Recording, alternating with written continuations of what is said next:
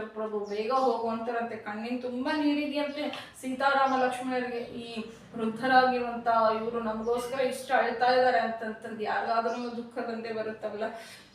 ಅವಾಗ ದಶರಥ ಮಹಾರಾಜರು ಅಂತಾರಂತೆ, ನಾನು ಚಕ್ರವರ್ತಿ ಆಜ್ಞಾಪಿಸ್ತಾ ಇದ್ದೀನಿ, ಸಮಂತ್ರ ನಿಲ್ಲು, ಈ ರಥವನ್ನು ಇನ್ನು ನಡೆಸಬೇಡ ಅಂತ ದಶರಥ ಮಹಾರಾಜರು ಅಂತಾರಂತೆ. ಎರಡು ಚಕ್ರಗಳ ಮಧ್ಯೆ ಬಿದ್ದಿರುವಂತ ಪ್ರಾಣಿ ಹೇಗಿರುತ್ತೋ ಸಮಂತ್ರ ಮಂತ್ರಿ ಆಗಿರುವಂತ ಸಮಂತ್ರನ ಪರಿಸ್ಥಿತಿ ಹೀಗಾಗಿದೆಯಂತೆ. ಆಗ ಸಮಂತ್ರ ರಾಮ ಅಂತಾರಂತೆ, ಸಮಂತ್ರ ನಾಳೆ ನೀನು ತಿರುಗಿ ಬಂದ ನಂತರ ರಥವನ್ನು ಹೇಗೆ ನಿಲ್ಲಿಸಲಿಲ್ಲ ಅಂತ ದಶರಥ ಮಹಾರಾಜರ ಕೇಳಿದ್ರೆ, ನನಗೆ ರಥದ ಒಂದು ಶಬ್ದದಲ್ಲಿ ರಥಚಕ್ರಗಳು ನಡೀತಾ ಇರಬೇಕಾದ್ರೆ ಸದ್ದು ಬರುತ್ತೆ ಅಲ್ವಾ, ಗಾಡಿ ಸದ್ದು ಬರುತ್ತಲ್ಲ, ಆ ಶಬ್ದದಲ್ಲಿ ನನಗೆ ಮಾತು ಕೇಳಲಿಲ್ಲ ಅಂತ ಹೇಳು